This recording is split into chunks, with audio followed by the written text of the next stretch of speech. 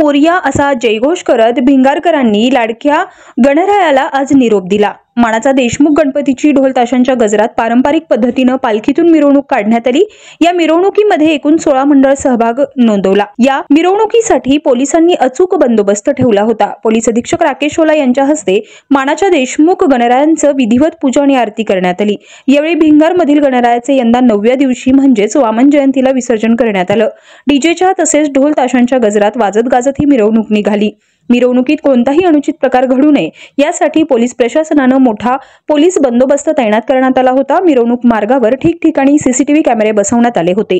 रात्री 10 वाजता विसर्जन मिरवणुकीची सांगता करण्यात आली। आज भिंगार कॅम्प येथे आपले गणपती विसर्जन आहे। या ठिकाणी आम्ही आपले पूर्ण प्रशासन सोबत आणि कॅन्टोन्मेंट बोर्डचे सर्व अधिकारी सोबत आम्ही ते आज मार्गाची पाहणी केलेली आहे। सर्व ठिकाणी आम्ही सीसीटीव्ही कॅमेरे बसवलेले आहे, तसेच ठिकठिकाणी बॅरिकेडिंग केलेली आहे। आपला जे विसर्जनचा जो पॉइंट आहे हे पण स्वच्छ करून घेतलेला आहे। रात्री लाइटिंगची व्यवस्था पण झालेली आहे। आता पूर्ण पोलीस प्रशासन हे आपले विसर्जनसाठी पूर्णतः सज्ज आहे।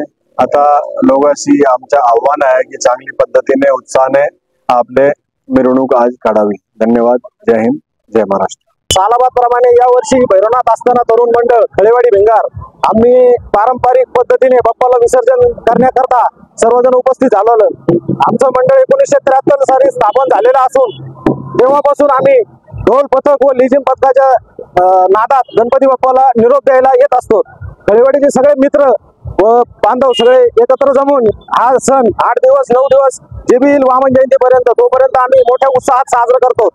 यावर्षीही आम्ही मोठ्या प्रमाणात गणपती बाप्पाचे उत्सव साजरा केलेला आहे आणि बाप्पाला विसर्जन करण्यासाठी सर्वजण इथं एकत्रित झालेलो आहोत। कॉंग्रॅच्युलेशन्स वहिनी, बाळ झाल्याबद्दल। पण मी ऐकलंय डिलिव्हरी फार क्रिटिकल होती, आता ठीक आहे ना सगळं? अगं होता थोडा प्रॉब्लेम, पण स्त्रियांच्या आरोग्याची संपूर्ण काळजी घेणारं मातृसेवा होतं ना साथीला। सगळं सुरळीत झालं। किशोर वयापासून ते रजोनिवृत्तीपर्यंत स्त्रीच्या आरोग्याची संपूर्ण काळजी घेणारं अहमदनगर मधील पहिलं स्त्री रुग्णालय Matruseva women's hospital obstetric ICU। किशोरवयीन आणि विवाहपूर्व समुपदेशन, गरोदर माता तपासणी आणि प्रसूती, पहिल्या सिझेरियन नंतर नॉर्मल डिलिव्हरीची सोय। मातृसेवा विमेन्स हॉस्पिटल, सक्कर चौक, नवीन टिळक रोड, अहमदनगर। फोन 9850 20 0017।